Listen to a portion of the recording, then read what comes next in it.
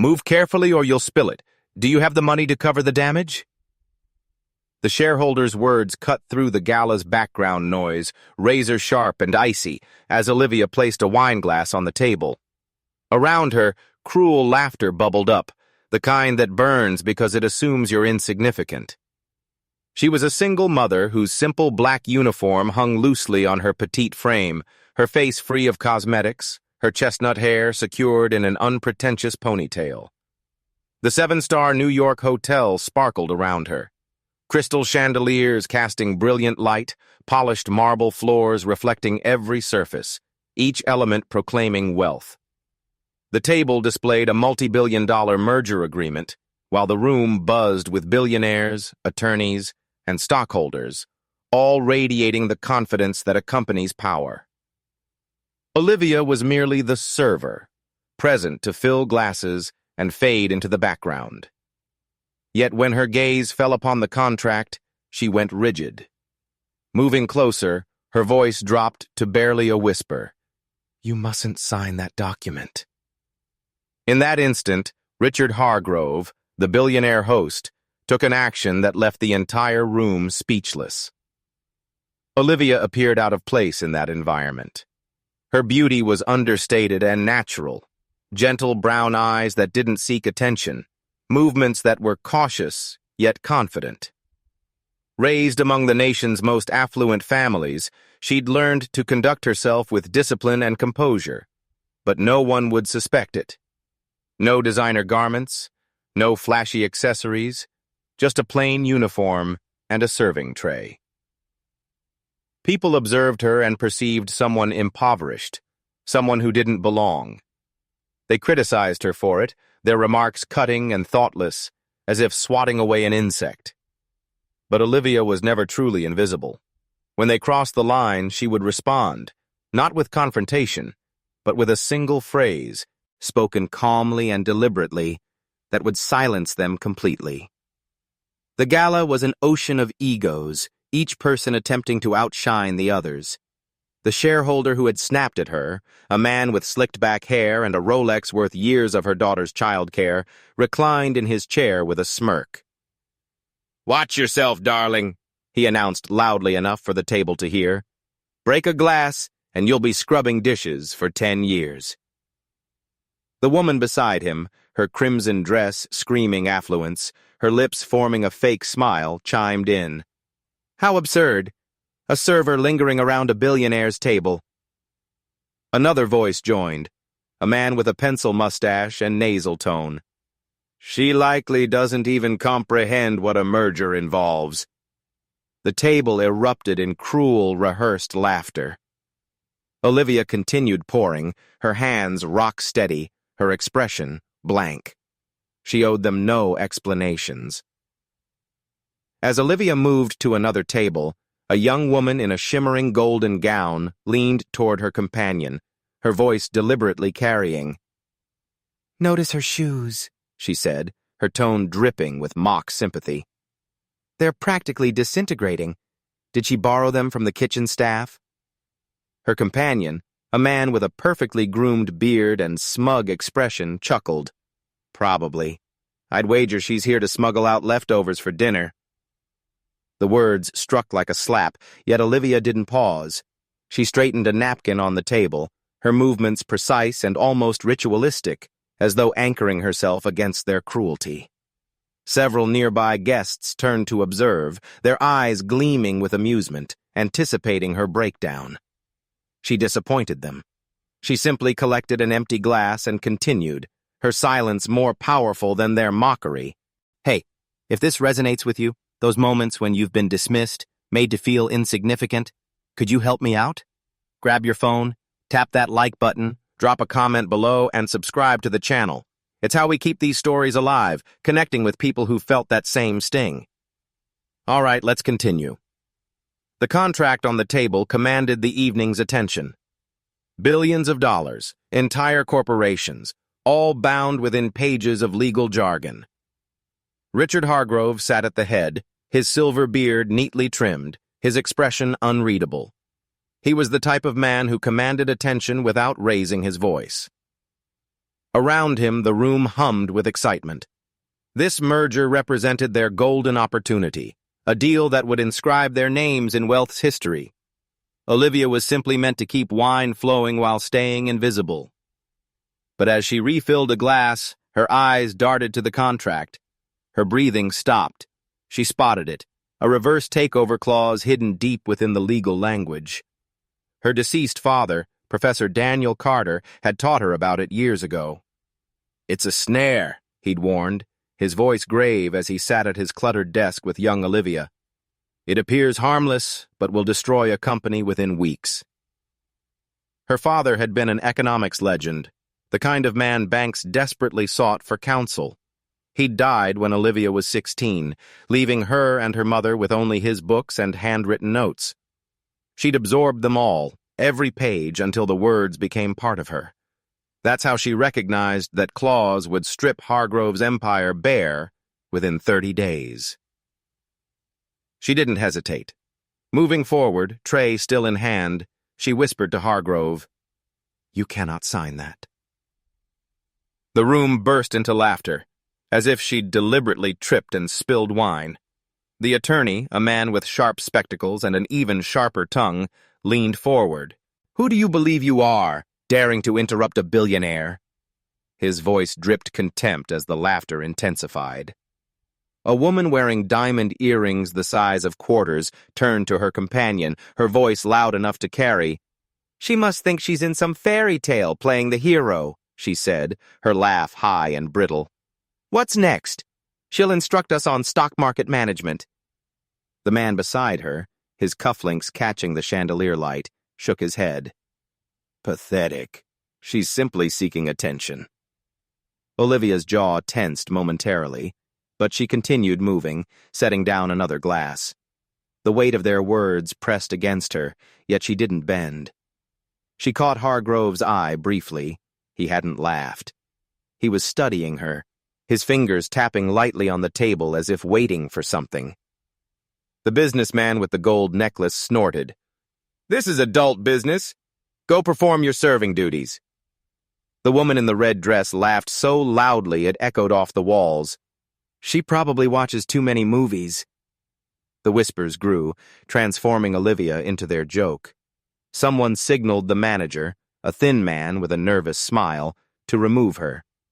The manager hurried over, his face flushed, muttering, "Olivia, what are you doing? You're creating a disturbance." She didn't look at him. Her eyes remained on Hargrove, who was now watching her intently, his head tilted slightly as if seeing her for the first time. At a nearby table, a man in a pinstriped suit, his face reddened from excessive whiskey, called out to Olivia as she passed, "Hey, sweetheart, why don't you focus on serving drinks? Leave the important decisions to people who actually belong here." His table burst into chuckles, and a woman with a sleek bob cut added, "Honestly, it's embarrassing. She's pretending to be one of us." Olivia's fingers paused on a wine bottle, her knuckles whitening momentarily. Didn't respond immediately, but tilted her head slightly, her eyes meeting the man's. "Do you always criticize what you cannot comprehend?" she asked, her voice gentle but unwavering. The table fell silent, the man's smirk disappearing. She turned away, her movement fluid, as if she hadn't just silenced a room full of egos. Olivia's grip tightened on the tray, but her voice remained composed. She indicated the contract, her finger unwavering.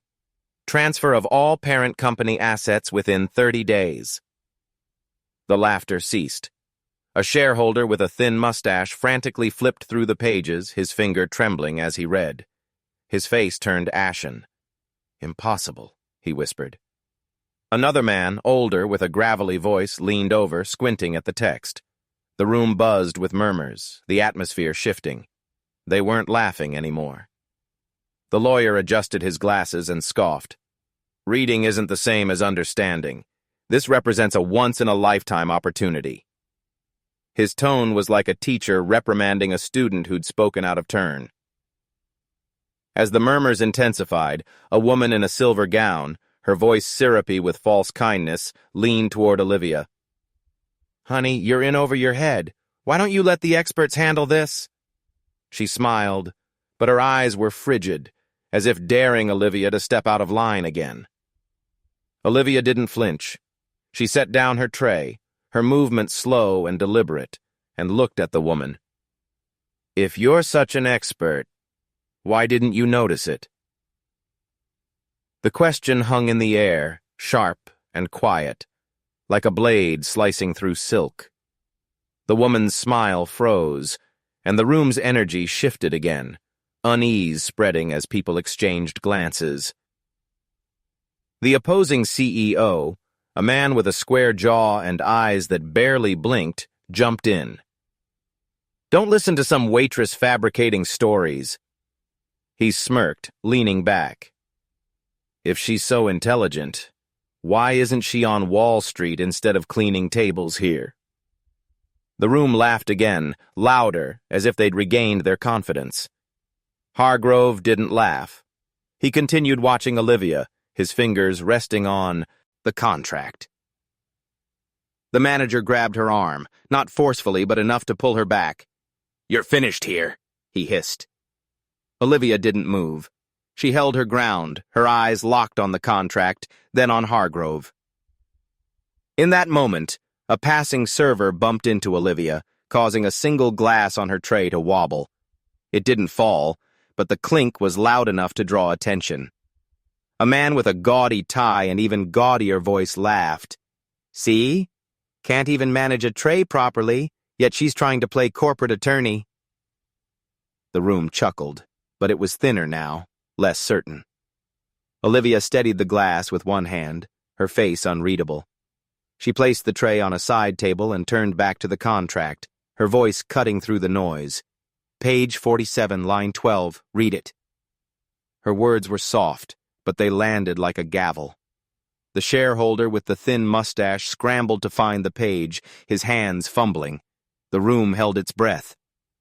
As the room grappled with her words, a woman with a pearl-studded clutch, her voice laced with venom, leaned toward her friend. She's probably just repeating something she overheard. No way a girl like that understands corporate law. Her friend, a man with a slicked-back ponytail, nodded. I bet she's just trying to earn a tip from Hargrove. Their laughter was sharp, designed to wound. Olivia's hand paused mid-motion as she adjusted a napkin, her fingers lingering on the fabric. She didn't turn or acknowledge them, but her shoulders straightened, a subtle shift that said she'd heard every word. She walked to the next table, her steps measured, and refilled a glass with such precision it seemed like she was pouring defiance. The room's laughter faltered as if they sensed the tide changing. The tension was thick, like air before a storm. Olivia reached into her apron pocket and withdrew a yellowed piece of paper, worn soft from years of handling. He placed it on the table beside the contract. The room went quiet. It displayed her father's handwriting. Neat, slanted, unmistakable. A formula, an example, a warning. Never sign if you see clause XY. At the bottom was his signature, Professor Daniel Carter. A shareholder, a woman with sharp cheekbones and a pearl necklace, gasped, "My God, that's Professor Carter." She had worked with him once on a deal that saved her firm from collapse. Her voice trembled as she spoke. The silence was brief. A man in a gray suit, his voice sharp with impatience, barked, "Just coincidence. Who's to say she didn't forge it?" The shareholder with the thin mustache slammed his palm on the table. "Enough! We're wasting time because of a waitress." The room erupted in chaos, voices shouting over each other, some demanding to proceed, others whispering about the clause. Olivia stood there, her hands trembling just enough to notice, but her eyes remained steady, locked on Hargrove. Then, from the room's corner, a woman with a tight bun and clipboard, Hargrove's assistant, stepped forward, her face pale. She'd been silent all night, but now she spoke, her voice barely audible. I saw that clause too. She's right." The room turned to her, stunned, as if they'd forgotten she existed. As the argument swirled, A man with a booming voice and tailored tuxedo stood up, pointing at Olivia. "This is ridiculous. You're telling me we're stopping a billion-dollar deal because of her?" His face was red, his finger jabbing the air. "She's nobody." Olivia didn't blink. She picked up her tray as if to resume work, but her eyes met his. "Nobody saw what I saw," she said, her voice low, almost gentle, but carrying weight that made the man sit down. The room's energy shifted again, the air crackling with doubt. Hargrove's assistant clutched her clipboard tighter, her knuckles white, as if she wanted to say more but couldn't find courage. The room was fracturing, and Olivia stood at the center, unmoved. Hargrove sat motionless, his eyes closed as if weighing the world. Then, without a word, he grabbed the contract and tore it in half. The sound of ripping paper was like thunder cracking. He looked at Olivia, his voice low but clear. "If you hadn't warned me, I would have lost my entire empire." The room went dead silent. The lawyer's glasses slipped down his nose. The woman in the red dress stared at her plate. The opposing CEO's jaw tightened, his smirk vanishing. Several shareholders stormed out, their footsteps loud against the marble. They knew they had lost everything. But the room wasn't finished with Olivia. As she turned to leave, a man with a loud voice and louder suit called after her. "You got lucky, kid. Don't think this makes you somebody." His words were meant to cut, to pull her back down. Olivia paused, her hand on the tray, and turned to face him. "Luck didn't write that note," she said, her voice quiet but firm, like a door closing. The man's face reddened, but he had no response. The room watched as she walked away, her steps steady, her head high. The whispers followed, but they were different now, less cruel, more uncertain, like they were beginning to see her. Olivia didn't move. She stood there, tray in hand, as the room processed what had just occurred. The manager, hovering nearby, looked like he might faint. He muttered something about returning to work, but Olivia didn't budge. She wasn't finished. The weight of her actions was sinking in, not just for her, but for everyone. They'd nearly lost billions, and she'd prevented it. A waitress, a single mom who worked nights to buy diapers and pay rent. As she cleared a table, a woman in a navy blazer, her voice low and conspiratorial, leaned toward her friend. "I heard she has some connection to Carter. Maybe she's not just a waitress." Her freak. And a man with a slicked-back ponytail raised an eyebrow. "What? Like she's his secret daughter or something?" They laughed, but it was nervous, like they were trying to convince themselves it was a joke. Olivia overheard, her hands pausing on a plate. She didn't turn or acknowledge them, but her fingers tightened just enough to show she'd heard. The room was beginning to wonder, their glances lingering longer than before. After the gala, the mood shifted. Some guests tried approaching Olivia, their voices artificially sweet, as if they could erase their words. "That was impressive," one woman said, her smile tight as a drum. But behind her, others whispered, "Still just luck," a man muttered loud enough for Olivia to hear. The shareholder with the thin mustache snickered. "Even with a billionaire's attention, she's still a waitress." The manager pulled her aside later, his voice low and sharp. "Next time, don't interfere with guests' business." Olivia nodded, but her eyes were distant, as if she was looking beyond him, beyond the room, beyond the entire night. As Olivia stacked plates, a young woman in a sequined dress approached her, smile overly bright like she was auditioning for friendship. "You know, you really surprised us all," she said, her voice dripping with condescension. "Maybe you should take some classes. Make something of yourself." Olivia set a plate down, her movements slow and deliberate. She looked at the woman, her eyes steady. "I already am something," she said, her voice so calm it felt like a challenge. The woman's smile faltered and she backed away, muttering something about needing another drink. The other servers nearby exchanged glances, one suppressing a grin. Olivia returned to her work, but the air around her felt different, as if she'd claimed a piece of the room. She returned to work, collecting glasses and wiping tables. The gala was winding down, the room emptying. But something was different. The air felt heavier, as if everyone knew the nidge. Art had changed. Olivia moved quietly, her hands steady as she stacked plates. Occasionally, someone would glance at her, then look away quickly, as if afraid she'd notice. She didn't need to look. She knew their thoughts. Then a young server, barely 19, approached her, his voice low. "I saw what you did," he said, his eyes wide with awe. "You're not like them." Olivia gave him a small nod, nothing more, but her lips curved just enough to show appreciation. Then the door opened. Richard Hargrove walked back in. He wasn't loud or dramatic. He simply walked straight to the table where Olivia was clearing glasses and pulled out a chair. "Sit," he said. His voice was calm but firm, not asking. Olivia hesitated, her hands pausing on a glass. She set it down and sat, her apron still tied around her waist. The room, what remained of it, went quiet. Hargrove looked around, his eyes hard but steady. "From this day forward, you are no longer a waitress. You are my financial advisor." The gasps were audible. The woman in the red dress dropped her fork. The lawyer who'd stayed to network froze mid-sentence. Hargrove continued.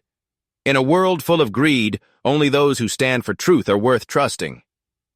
Olivia's hands trembled in her lap, her eyes shining, but she didn't speak. She didn't need to. The room understood. She wasn't just a waitress anymore. She'd altered the fate of billions. The next morning, as Olivia walked to the bus stop, her phone buzzed with a notification. A news alert. Billionaire merger halted by unknown waitress. Her name wasn't mentioned, but the story was already spreading. She glanced at the screen, then tucked her phone away, her face unreadable. A woman passing by on the sidewalk, her arms full of shopping bags, stopped and stared. "Hey, are you her?" she asked, her voice curious but kind. Olivia just smiled faintly and kept walking, her worn sneakers quiet against the pavement. The world was starting to notice, but she didn't need it to. The fallout came swift. The lawyer who'd sneered at her received an email the next morning. Terminated. No explanation. The businessman with the gold chain woke to his name trending online, not for his wealth, but for his cruelty. Someone had recorded the gala, and the clip of him mocking Olivia spread like wildfire. The woman in the red dress lost her sponsorship with a luxury brand. They didn't want their name associated with someone who'd laughed at a single mom. It wasn't revenge, it was simply truth catching up, the scales balancing. As the news spread, Olivia's phone rang again, an unknown number. She answered, expecting a bill collector, but it was a reporter, her voice eager. "Is it true you stopped a billion-dollar deal? Who are you?" Olivia paused, her daughter's laughter echoing from the next room. She set the phone down without a word, her fingers brushing the edge of her apron, still folded on the counter. She didn't need to explain herself to the world. She'd done what was necessary. The reporter called back, but Olivia let it go to voicemail, her focus on the small hand reaching for her own. Olivia didn't return to the hotel. Hargrove's team called her the next morning, offering a contract, a real one, with a salary that made her blink twice. She sat at her kitchen table, her daughter asleep in the next room, and stared at the papers. Her father's old books were still on the shelf, their spines cracked from years of use. She ran her fingers over one, remembering the nights she'd sat at his desk, listening to him explain the world of money and power. She didn't cry. She just closed the book and signed the contract. Months later, she walked into a boardroom, this time in a plain gray blazer, no apron. The Shah Reholder with the thin mustache was there, pitching a new deal. He stopped talking when she walked in. A younger man stood to offer her his chair. The room was different now, not because of her title, but because of her. She didn't say much, just listened, her hands folded on the table. When she did speak, everyone leaned in, their pens pausing, their eyes on her. Her husband arrived late to one of those meetings. James Carter was quiet like her, with a presence that filled the room without effort. He walked in, nodded to Olivia, and stood by the door. The room shifted. The shareholder with the mustache looked down at his notes. The younger man fidgeted with his pen. Nobody said his name, but they knew James Carter, the man who'd built half the city's skyline. Olivia didn't look at him. She didn't need to. She just kept talking, her voice steady, her eyes clear. The people who'd mocked her never forgot that night. It stayed with them. In the jobs they lost, the deals that fell apart, the whispers that followed. Olivia didn't gloat. She didn't turn back to rub it in. She just kept moving forward, her daughter's hand in hers, her steps sure. Her silence wasn't weakness anymore. It was strength. It was proof. Years ago, when Olivia was 12, she had sat in her father's study, a small room packed with books and papers. He'd been grading exams, his glasses slipping down his nose. "Liv," he'd said, not looking up. "People will underestimate you. They'll see what they want to see. Let them. The truth always comes out." She'd nodded, not fully understanding, but holding on to his words. Now, standing in that boardroom, she felt him there, in the way she carried herself, in the way she didn't need to shout to be heard. One evening, after a long day in the boardroom, Olivia stopped by her daughter's daycare. The teacher, an older woman with kind eyes, handed her a drawing. Bright cray, bronze, a messy heart with mom scrawled inside. Olivia's fingers lingered on the paper, her throat tightening. She tucked it into her bag next to her father's old notes and kissed her daughter's forehead. The teacher watched, smiling softly. "She talks about you all the time," she said. Olivia nodded, her eyes bright, and walked out into the evening, the weight of the day lifting just a little. The gala had been a turning point, but it wasn't the end. Olivia's life changed, but she didn't. She still wore plain clothes, still tied her hair back, still moved through the world with quiet grace. Her daughter, now 3, would run to her after daycare, her tiny hands grabbing Olivia's blazer. Those moments in their small apartment were what mattered. Not the boardrooms, not the contracts, not the billions, just the two of them building a life. The shareholder with the thin mustache never spoke to her again. He'd lost too much, his reputation, his influence. The lawyer tried to pivot, taking a job at a smaller firm, but the clip of him sneering followed him everywhere. The woman in the red dress faded from the social scene, her invitations drying up. None of it was dramatic. It was just life doing what it does when the truth comes out. Olivia's new role wasn't easy. The boardrooms were just as cutthroat as the gala, maybe more. People watched her, waiting for her to slip, but she didn't. She studied, worked late, asked questions when she needed to. Hargrove trusted her, not because of her name or her father, but because of what she'd done that night. She had seen what nobody else had. She'd spoken when it would have been easier to stay quiet. One day she found an old photo in a box. Her father smiling, holding her as a baby. She paused, her fingers tracing his face. She didn't linger long. She tucked the photo back in the box and went to pick up her daughter. Life kept moving, and so did she. The world had tried to break her, but it hadn't. She'd stood her ground, not with anger, but with truth, and that was enough. For those of you watching who felt that sting, who've been pushed aside, judged, or silenced, you know what Olivia felt. You weren't wrong. You weren't alone. Keep going. Your truth is enough. Where are you watching from? Leave a comment below and hit follow to walk with me through heartbreak, betrayal, and finally healing. Thank you for watching.